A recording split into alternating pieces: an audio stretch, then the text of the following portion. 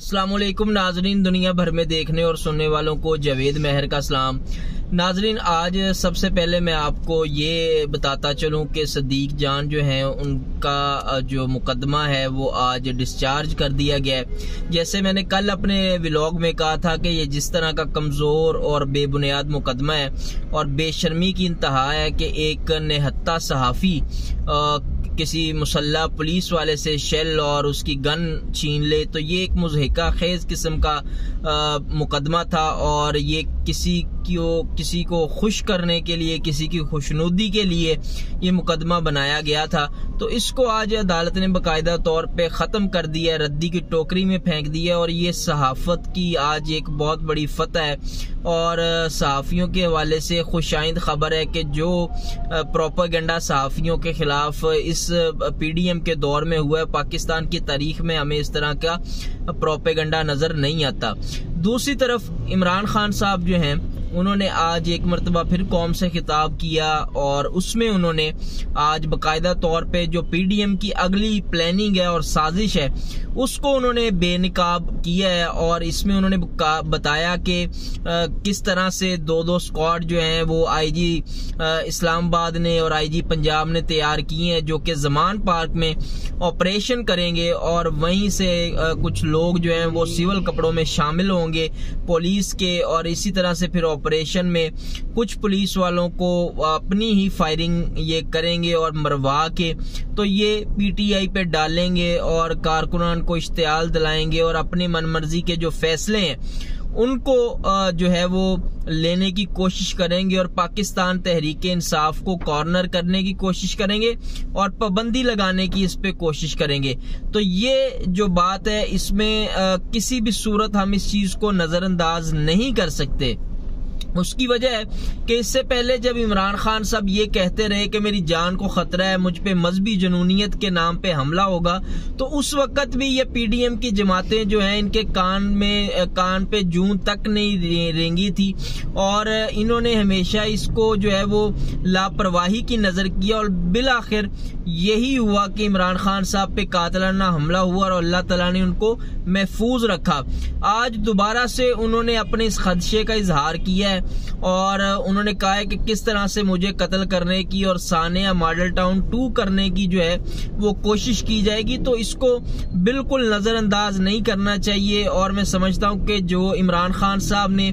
अपने कारकुनान को हदायत की है कि वो किसी किस्म का इश्तियाल दिलाने वालों को की बातों में ना आए और जो कानून है उसको अपने हाथ में ना लें, पुरअमन रहें। अगर ये कोई लोग आते भी हैं, पुलिस वाले आते भी हैं, कोई वारंट्स लेके आते हैं या कोई बात करने आते हैं, तो उनको मेरे गेट तक आने दिया जाए क्योंकि मेरी तमाम मुकदमात में जमानत हो चुकी है। तो अब बाकायदा तौर पे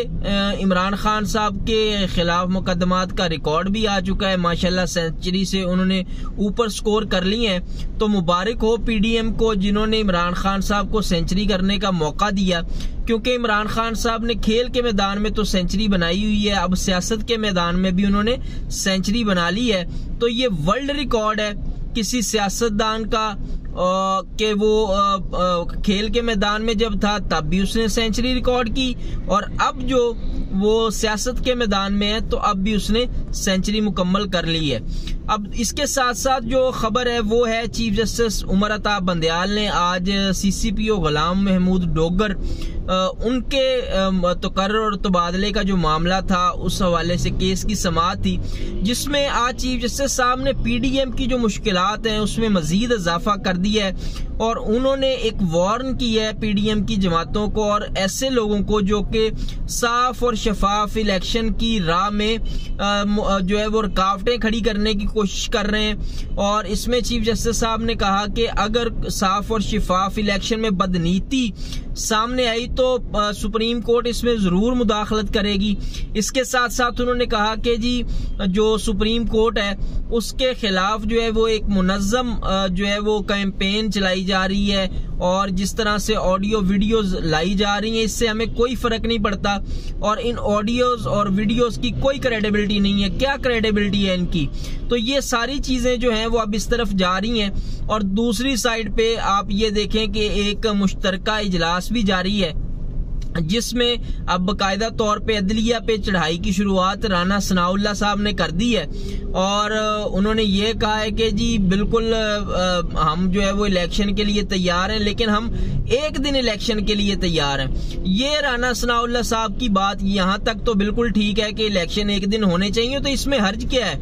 इसमें हर्ज तो कोई नहीं है कि आप अगर इलेक्शन करवाना चाहते हैं तो आप बिल्कुल अपनी कौमी असम्बली को डिसॉल्व करें,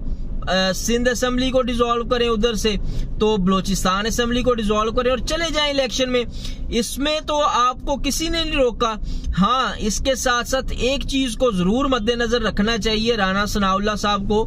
कि आइन कहता है कि 90 रोज में इंतखाबात होने हैं,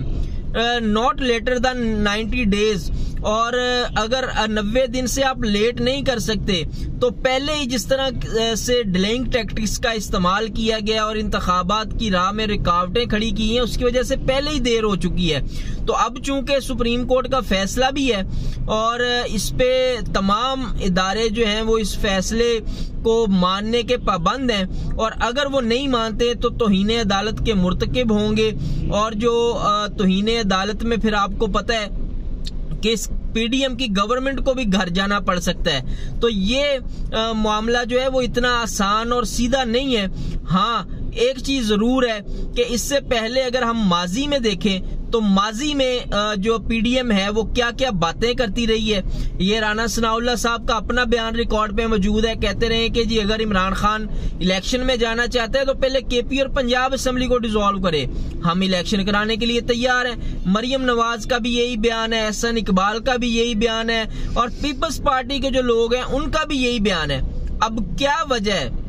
अब क्या मसला सामने दरपेश है? क्योंकि इन्होंने इमरान खान साहब की पॉलिटिक्स को हमेशा रवायती पॉलिटिक्स की नजर से देखा है, जिस तरह से ये खुद रवायती पॉलिटिक्स करते हैं उसी नजर से इन्होंने इमरान खान साहब को देखा है, और इमरान खान साहब ने हमेशा इनको गलत साबित किया है। और ये जब चाहते हैं और जब ये समझ रहे होते हैं कि इमरान खान साहब ये काम नहीं करेंगे तो वो ऐसा काम कर जाते हैं जिससे ये मजीद बौखला जाते हैं, और बुखलाहट में फिर ऐसे फैसले करते हैं जिनका अल्टीमेट फायदा जो है वो इमरान खान को होता है। तो अब भी ये जितनी भी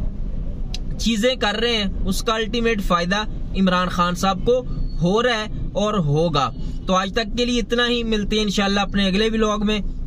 कुछ नई खबरों के साथ, नई तजवीज़ों के साथ। अपना और अपने इस चैनल का ख्याल रखिएगा। पाकिस्तान जिंदाबाद।